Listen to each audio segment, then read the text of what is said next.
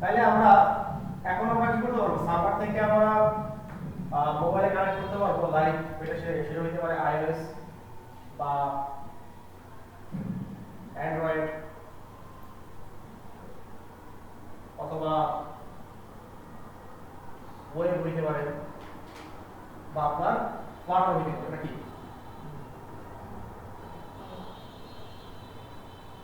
তাহলে এই সার্ভার থেকে আমরা সবগুলোতে কি করতে পারতেছি, কানেক্ট করতে পারতেছি একটা ওয়েব, যেটা কি জেসন এর মাধ্যমে না। এখন জেসন এর মাধ্যমে আমরা কানেক্টটা কিভাবে করব, এই কোশ্চেনে সবার মাথায় করতেছে না, কানেক্টটা আসলে কিভাবে করব। এই জায়গাতে আসা হইতেছে আপনার এপিআইটা তার সিনক্রোনাস এবং অ্যাসিনক্রোনাস অপারেশন।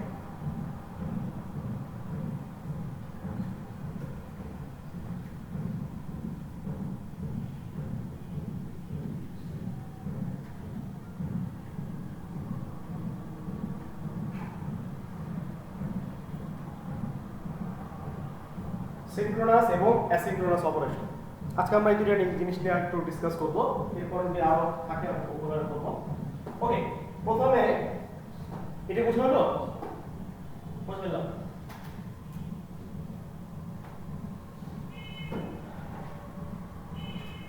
ফার্স্ট হচ্ছে আমার সিনক্রোনাস অপারেশন।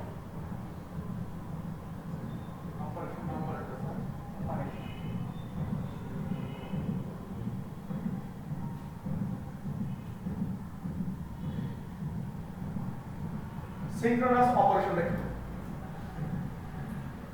সিনক্রোনাস অপারেশন হচ্ছে এতদিন আমরা যা করছি সবই হলো সিনক্রোনাস অপারেশন।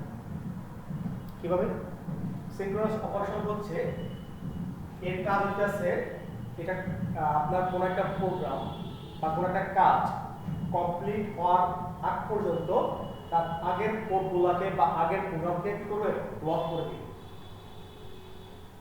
আমি আর করে বলি, আপনার সিনক্রোনাস অপারেশন হচ্ছে এমন একটা অপারেশন যেটা আপনার প্রোগ্রামকে কি করতে হবে, প্রোগ্রামকে আপনার ব্লক করে দিবে যতক্ষণ আপনার কাজ শেষ না হবে। এবং সিনক্রোনাস অপারেশন একটা একটা করে হবে। কয়টা করে? একটা একটা করে। আপনার একটা কমপ্লিট হবে আরেকটা ঢুকবে, আরেকটা কমপ্লিট হবে আরেকটা ঢুকবে, এবং আপনি যত ইনপুট দেন ওগুলা ঢুকবে। ধরেন অনেকটা কিরকম সিস্টেম, আপনি ধরেন ট্রেনের টিকিট কাটতে গেছেন, ট্রেনের টিকিটে কি হয়, আমরা সবাই লাইন ধরে দাঁড়াই না, একজন কাটে একজন যায়, হ্যাঁ, একজনের সামনে ওভারহেড করতে পারে পারে না। It is basically synchronous operation. আমরা যে কোডগুলো করি এই কোডগুলো বেসিক্যালি নরমালি আর কি আপনার সিনক্রোনাস অপারেশন ফলো করে। এখানে কোথাও যদি প্রোগ্রামের মাঝখানে একটা যদি ব্রেক হয়ে যায় তাহলে কি প্রোগ্রামটা এখানে স্টপ হয়ে যায়। বা যদি কোনো ইনপুট দিই, আমি প্রোগ্রামে যদি কোনো ইনপুট দিই, সেই ইনপুটটার আউটপুট আসার আগ পর্যন্ত সে কি করবে, তার আগে যা সেগুলো এগুলোকে ব্লক করে দেবে। এটা হচ্ছে সিনক্রোনাস অপারেশনের কনসেপ্ট। এরপর হচ্ছে আপনার সিনক্রোনাস অপারেশনে কিভাবে কাজ করে, সিনক্রোনাস অপারেশন কিভাবে কাজ করে বললাম। এখন সিনক্রোনাস আরেকটা ছিল সিনক্রোনাস ফাংশন। সিনক্রোনাস ফাংশন অবশ্যই আপনার সিনক্রোনাস অপারেশনে কাজ করবে, এর বাইরে কোথাও কাজ করবে। এরপরে হচ্ছে আপনার অ্যাসিনক্রোনাস।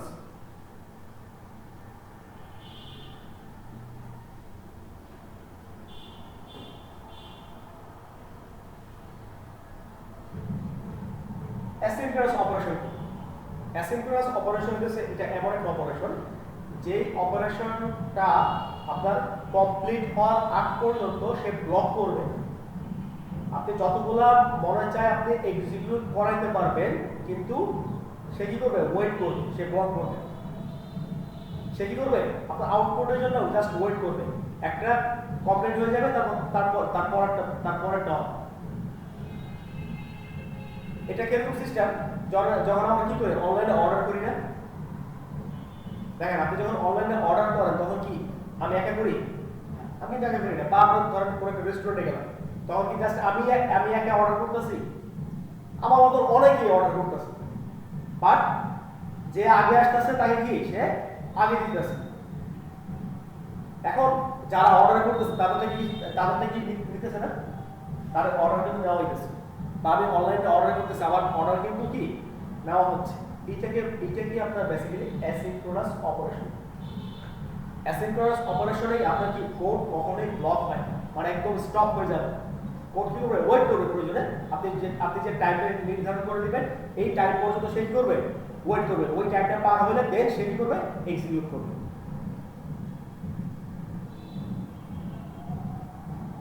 বিষয়টা বুঝতে পারছি? অ্যাসিনক্রোনাস অপারেশন সে কি করবে, আপনার সে কোডকে ব্লক করবে না। আপনি যে প্রোগ্রামটা চালাবেন সেই প্রোগ্রামটা কি করবে এখানে, সে ব্লক করবে না, সে জাস্ট ওয়েট করবে। এবং ওয়েটটা কতক্ষণ করবে, যতক্ষণ আপনি বলে দিবেন। ডিউরেশন ধরেন আপনি 3 সেকেন্ড দিতে পারেন, 5 সেকেন্ড দিতে পারেন, 10 সেকেন্ড দিতে পারেন, হোয়াটএভার আপনি দিতে পারেন। যতক্ষণ দিবেন ততক্ষণ সে কি করবে, ওয়েট করবে, তারপরে এক্সিকিউট করে দেবে।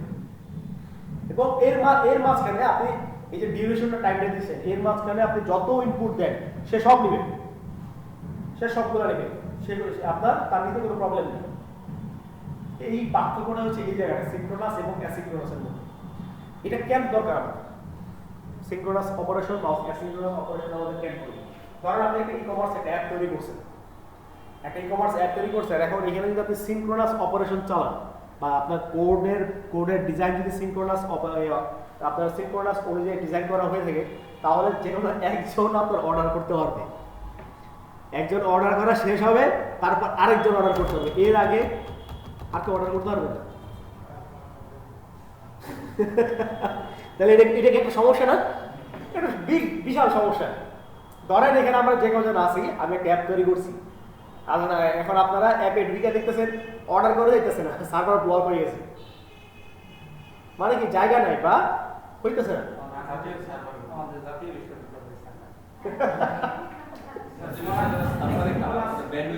না ওইটা হচ্ছে আপনার স্পেস কম বা ব্যান্ডউইথের যে আপনার সার্ভারের যে স্পেস কম, সেটা আলাদা বিষয়। ওইটা একটা আলাদা বিষয়, টোটালি আলাদা বিষয়। ওইটা কাজ করে, ওইটা অ্যাসিনক্রোনাসলি কাজ করতেছে, ওইখানে কিন্তু একসাথে 10,000 15,000 লোক হিট করতেছে, ঢুকতেছে, রেজিস্ট্রেশন করতেছে। আপনার এর বাইরে স্টোরেজের বাইরে যারা আছে তারা হয়তো ঢুকতে পারতেছে না, কিন্তু সিনক্রোনাস অপারেশন হইতেছে একজন করে ঢুকবে, একজন লাইক টিকেটিং সিস্টেম, একজন যাবে, টিকিট কমপ্লিট হবে, বের হবে, একজন পরজন যাবে, টিকিট কমপ্লিট হবে, তারপর বের হবে। এখন জাতীয় বিশ্ববিদ্যালয়ের সার্ভার কিরকম হয়, একজন ঢুকে, হাজার মানুষ ঢুকে, বুঝতে পারছেন? ওইটা অন্য জিনিস। এখন তাহলে আমি ধরেন আমার অ্যাপটাকে আমি এমনভাবে ডিজাইন করলাম যেটা কি আপনার অ্যাসিনক্রোনাস অপারেশন ফলো করছে, তাহলে কি হবে, আপনার সবাই একসাথে অর্ডার করতে পারতেছেন, এবং কি আমি আপনাদের একটা টাইম লিমিট করে দিচ্ছি যে আপনি এই টাইমে পাবেন, আপনি এই টাইমে পাবেন, আপনি এই টাইমে পাবেন, একটা ওয়েট টাইম দিয়ে দিচ্ছি, যেটাকে আমরা কি বলি ডিউরেশন বলি বা ডিলে ইট বলি। তার মানে কি আপনাদের কাছ থেকে আমি কি পাইছি, অর্ডার পাচ্ছি বা আমি ডাটা পাচ্ছি, আমি ডাটা পাইতেছি, এবং এক্সিকিউটটা কি হবে, যে আগে আসবে তারটাই তো এক্সিকিউট হবে না, যে আগে আসবে তারটাই এক্সিকিউট হবে। এই বিষয়টি আপনার হইতেছে অ্যাসিনক্রোনাস অপারেশন। এই দুইটা জিনিস খুবই ইম্পর্টেন্ট, এই দুইটা জিনিস মোস্ট ইম্পর্টেন্ট। আপনি যদি অ্যাসিনক্রোনাস অপারেশন ফলো না করে যদি কোড ডিজাইন করেন, আপনার এই কোডের 5% দাম নেই। এখন অ্যাসিনক্রোনাস অপারেশন কি ফলো করে, কারা অ্যাসিনক্রোনাস অপারেশন ফলো করে?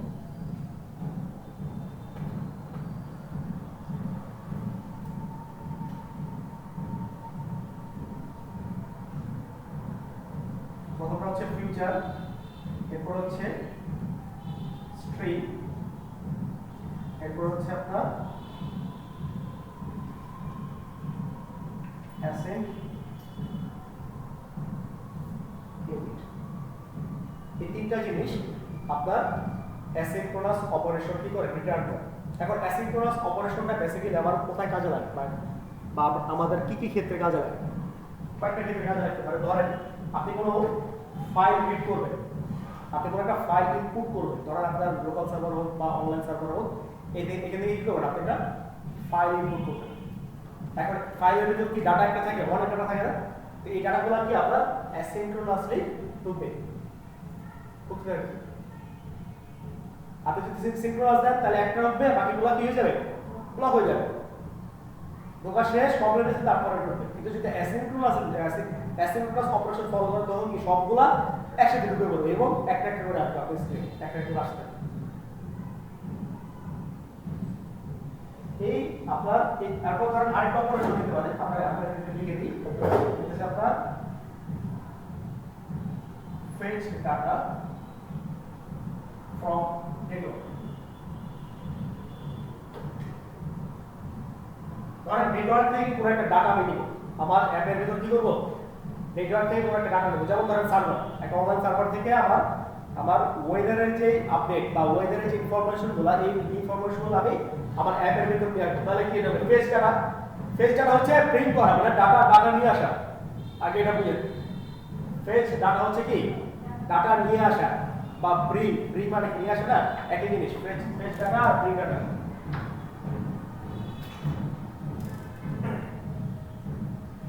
এখন আমরা যদি এই কাজটা করতে চাই তাহলে আমার বেসিক্যালি এই জিনিসগুলো লাগবে, ফিউচার, স্ট্রিং, অ্যাসেট এবং অ্যাওয়েট।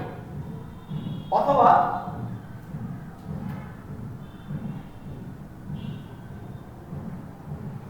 রিড ফাইল, আমরা যদি কোনো ফাইলকে রিড করতে চাই বা ইনপুট করতে চাই তখন আমাদের কি লাগবে, এই তিনটে জিনিস লাগবে। এই জিনিসগুলো বেসিক্যালি আপনার অ্যাসিনক্রোনাস অপারেশন কি করে, ফলো করে। না, ফিউচার একটা ক্লাস,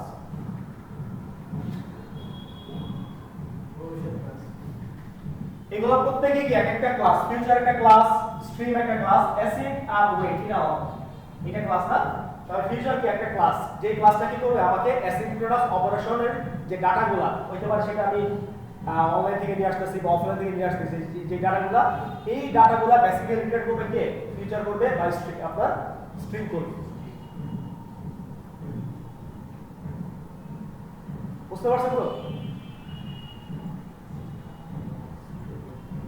ওকে, এখন আমি জানলাম যে আমি অ্যাসিনক্রোনাস অপারেশন করার জন্য আমার যে স্টেপগুলো আছে যেগুলো আমি ফলো করব, একটা নাম হচ্ছে ফিউচার, যে কিনা অ্যাসিনক্রোনাস অপারেশন রিটার্ন করে, স্ট্রিং অ্যাসিনক্রোনাস অপারেশন রিটার্ন করে, এবং অ্যাসিড এবং ওয়েট এই দুইটা আপনার এটার ভিতরে কাজ করবে। অ্যাসিড হচ্ছে সে অ্যাসিনক্রোনাস অপারেশনের শর্ট ফর্ম, আর অ্যাওয়েটটা হচ্ছে আমি কতক্ষণ ওয়েট করব, এই ওয়েটার বলে দিই। বুঝা গেছে বিষয়টা?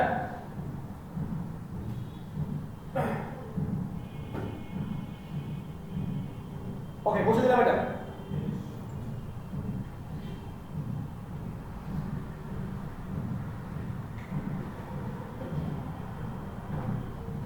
আমরা একটু ওয়েবসাইটে যাই, asynchronous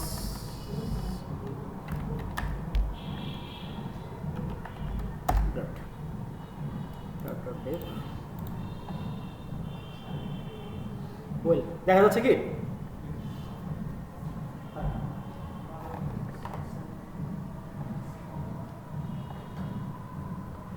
দেখেন এখানে কি বলছে, why asynchronous mode matter। asynchronous mode আপনার কেন প্রয়োজন, asynchronous operation make your program complete work why, যতক্ষণ কি করবে আপনার another program অর্থাৎ অপারেশন কি হবে, ফিনিশ হবে। এবং এখানে কি বলছে যে আপনার asynchronous অপারেশন কি আপনার প্রোগ্রামকে কমপ্লিট করবে কতক্ষণ, যতক্ষণ না পর্যন্ত আরেকটা অপারেশন কি হবে, শেষ না হবে। শেষ না হবে, এখন আপনি কইতে পারেন তাহলে যদি শেষ না হয়, অর্থাৎ প্রথমটা যদি আমার শেষই না হয়, তাহলে তো আলটিমেটলি এখানে ব্লক করতেছে না, বা এখানে ব্লক হচ্ছে না, এখানে ওয়েট করতেছে। সে কি করবে, সে জাস্ট ওয়েট করবে, সে ব্লক হবে না। এবং কতক্ষণ ওয়েট করবে, আমি যতক্ষণ টাইম বলে দিব ততক্ষণ সে ওয়েট করবে। এখন এই অ্যাসিনক্রোনাস অপারেশন বেসিক্যালি তিনটে জিনিস ক্ষেত্রে বেশি লাগে। একটা কি, fetching data over the network, অর্থাৎ অনলাইন থেকে কোনো একটা ডাটা দেওয়ার প্রয়োজন পড়ে, বা রাইটিং টু ডাটাবেসে লেখার জন্য। ডাটাবেস কি এসকিউএলআইট আছে, ফায়ারবেস আছে, আমরা বেসিক্যালি এইগুলো দেখবো যদি সময় পাই।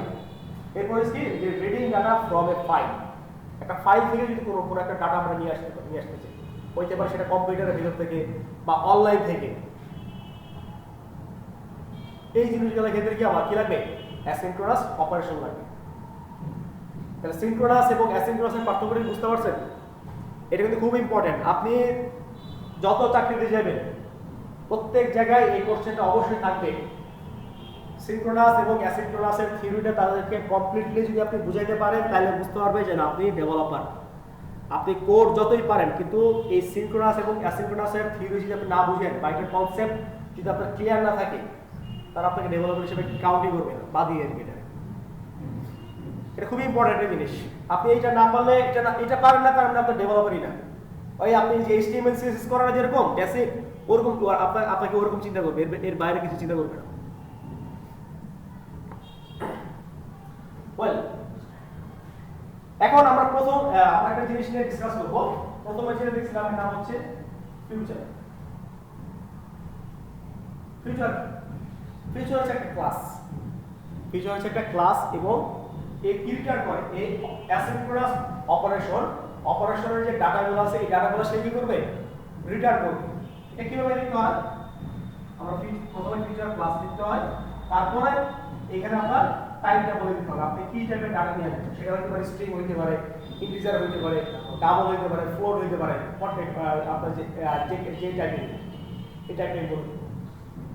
এবং প্রথমে কি লিখবো, ফিউচার ক্লাসটাকে আমি বলে দেব। এখন ফিউচারের তিনটা স্টেপ আছে, তিনটা জিনিস। ফিউচার ক্লাসের কয়টা প্রপার্টি, তিনটা প্রপার্টি। একটা হচ্ছে আনকমপ্লিট,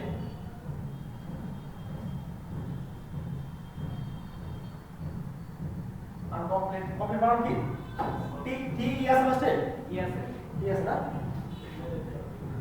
আনকমপ্লিট। দুই নম্বর হচ্ছে complete with value.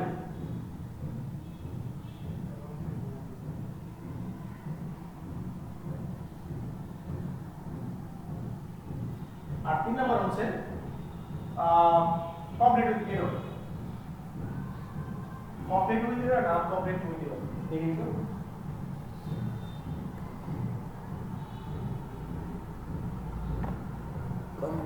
complete with your yes.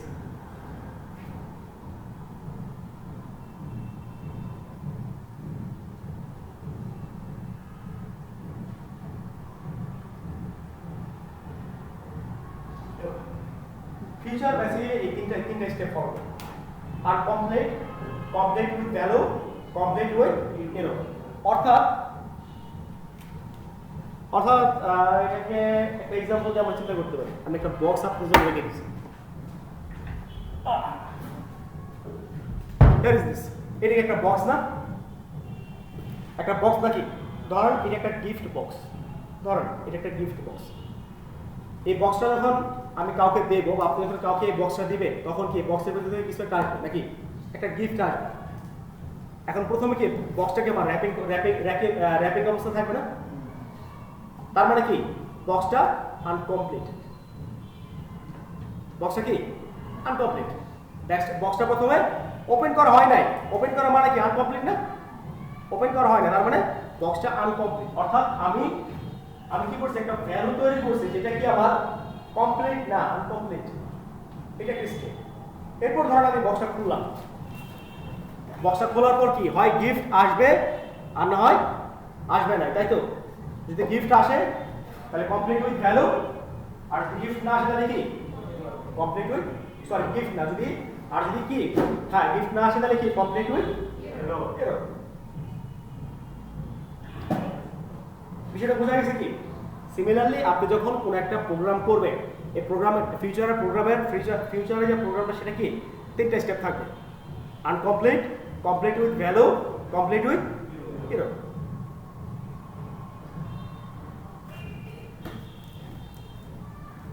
এখন কমপ্লিট আনকমপ্লিট থাকলে কি হবে প্রোগ্রামে কি হবে, বা কমপ্লিট উইথ ভ্যালু যদি হয় বা আমি যদি ভ্যালু পাই তাহলে কি হবে, বা যদি এরর আসে তাহলে কি হবে।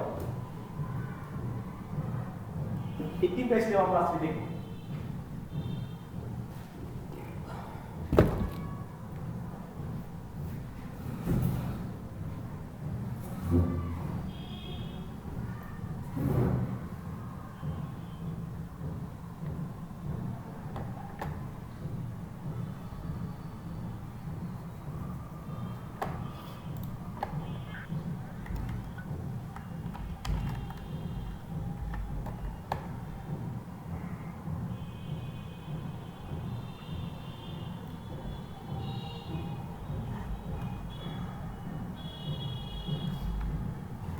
নাম দিলাম future dot dot dot dot. এখানে আমরা কিছু ইম্পোর্ট নিব, ইম্পোর্ট ইম্পোর্ট ইম্পোর্ট না, ইম্পোর্ট এখানে আপাতত নিব না, জাস্ট মেইন। আচ্ছা ডাট তো মনে আছে নাকি, না ভুলে ঠেলে গেছেন? মনে আছে তো, শিওর? আচ্ছা ঠিক আছে। এখানে ধরেন আমরা কি করব, আমরা আমরা প্রথমে একটা ভ্যালু নিতে পারি, নেওয়া যায়? আমরা একটা ভ্যালু নিই, ফিউচার ফিউচার ডট ডিলেট, আপনার ভ্যালুটা কতক্ষণ পর আসবে এবং সেটা কি অ্যাসিনক্রোনাসলি আসবে, কতক্ষণ পর আসবে। এটা ডিউরেশনটা আমি বলে দিই, ডিউরেশন আমি বলে দিব কত সেকেন্ড পর আসবে। দেখেন ডিউরেশন আমি একটু মাউসটা রাখি, সে কি দিতেছে ডেজ, আওয়ার, মিনিট, সেকেন্ড, মিলি সেকেন্ড, মাইক্রো সেকেন্ড, হোয়াটএভার, আপনি যে খুশি সেটা দিয়ে দিবেন। কতক্ষণ পর আপনি ডাটা চাচ্ছেন সেটা আপনি বলে দিবেন। ধরেন আমি 3 সেকেন্ড পর ডাটা চাচ্ছি, ধরলাম। এবং কি ডাটা চাচ্ছি, একটা ধরেন আমি একটা ডাটা তৈরি করে দিই। এখানে লিখলাম হ্যালো ওয়ার্ল্ড, তাই তো নাকি? রান দিব এটা?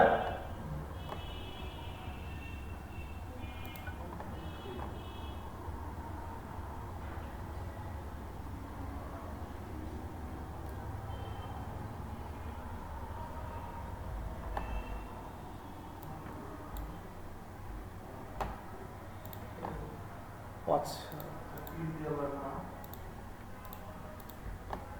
এটা ফ্লাটার কার রান হইতেছে, ঠিক আছে। এটা ডিলিট করে দেব, জেসন রাখলাম আর টেস্ট করে রাখলাম।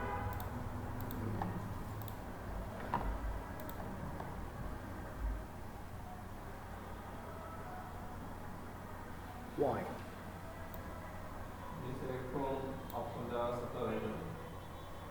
না না না, ওইটা বড় কথা না। ও সরি, আমি এখানে তো ডিরেক্ট ফ্লাটারের মধ্যে ডাট ফাইল তৈরি করছি। আচ্ছা একটা কাজ করি, আমি এটা ক্লোজ করে দিই।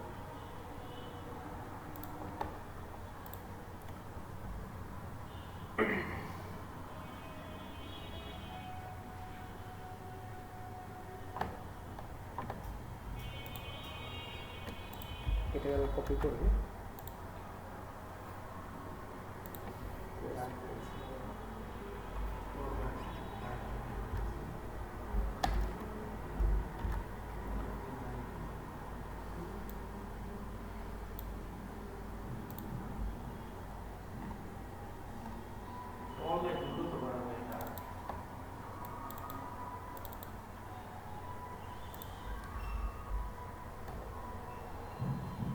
আপনার ফার্স্ট জেসন আর ফাইল করে দেবো। এটার নাম দিলাম ফিউচার ডট ডট। এখন আশা করি মেইন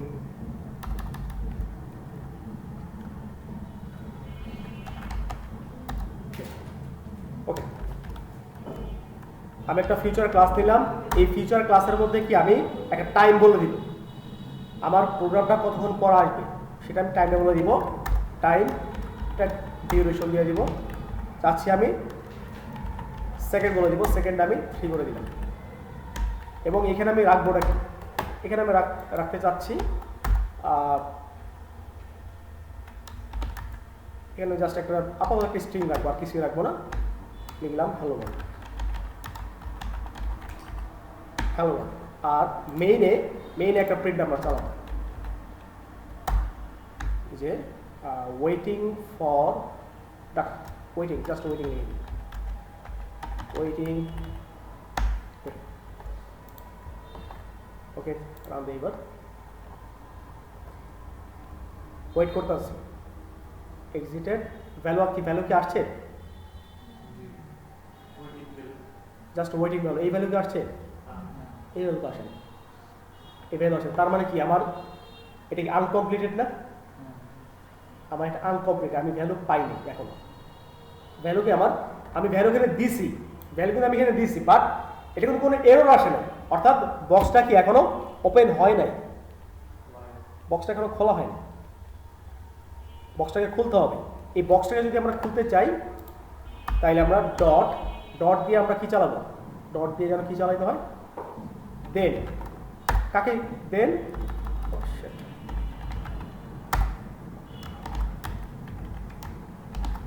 এখানে আমরা একটা দামি একটা ভ্যালু পাস করে দিব।